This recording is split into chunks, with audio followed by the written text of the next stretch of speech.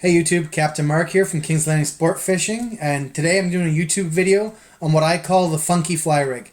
It's a name that I've made up because I made up this approach to running a fly. I'm not sure, I've never seen anyone else on Lake Ontario run a fly setup like this, and I called it the funky fly rig because it's a little bit different.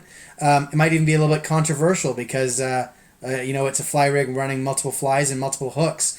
But in Lake Ontario, and on the Canadian side at least, the regulations say that we can run up to 4 hooks per line. So I'm put this funky fly rig together that runs 2 flies and 3 hooks, and it's worked extremely well for me.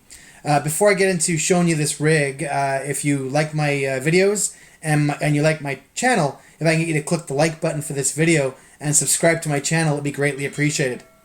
So with that, let's dive into the funky fly rig. So I'll start by saying the funky fly rig goes together with a Kingfisher paddle here. And what you'll see here is, while it looks like there's one fly, I'll start to unwrap this. And you'll see right now, I've got 2 flies. And then I'll unwrap it some more. So basically this is a fly rig, that goes on a Kingfisher. It's pretty long, so on this Kingfisher it's a 48-inch lead, which these Kingfishers do a big rotation, so that's not a problem running a big 48-inch lead. But what I've done here is I've got your typical fly rig like you'd normally run on the bottom here. This is a fly rig. I've got it tied up with a couple of single octopus hooks, and then I've got my regular trolling fly. I think call it 4-inch, 4.25, 4.5-inch trolling fly. And then what I've done is between that fly and the top of the next hook, and I'm not sure if you can see that hook there, between the top of the next hook, I've got 14 inches of leader. And then what I've done is I've got the 14 inches of leader, and then what I've done is I've tied on a number 3 octopus hook with a bait loop knot. And then what I've done is I've got a larger 8mm glow bead, followed up with a Twinkie fly.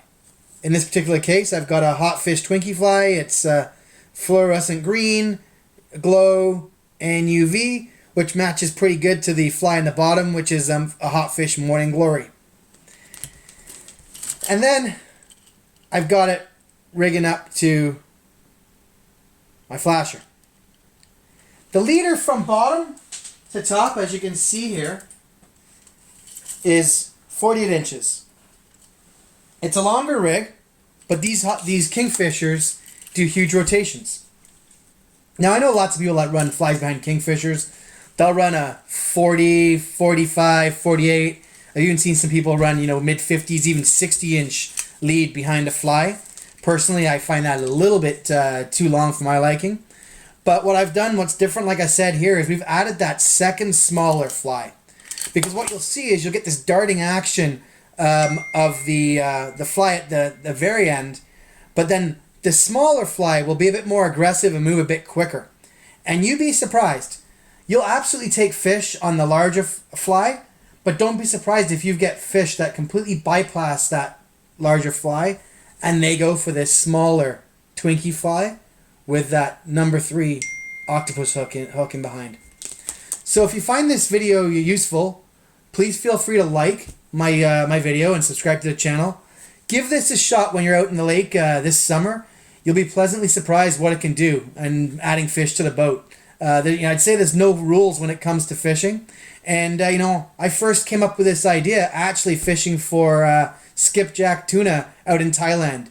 We had a similar setup with multiple smaller hoochies or small octopuses, and it worked incredibly well. I came back, and the next year I decided to give it a try and picked up a number of fish on this funky fly rig. Good luck, and have a great fishing season in 2021. See you later.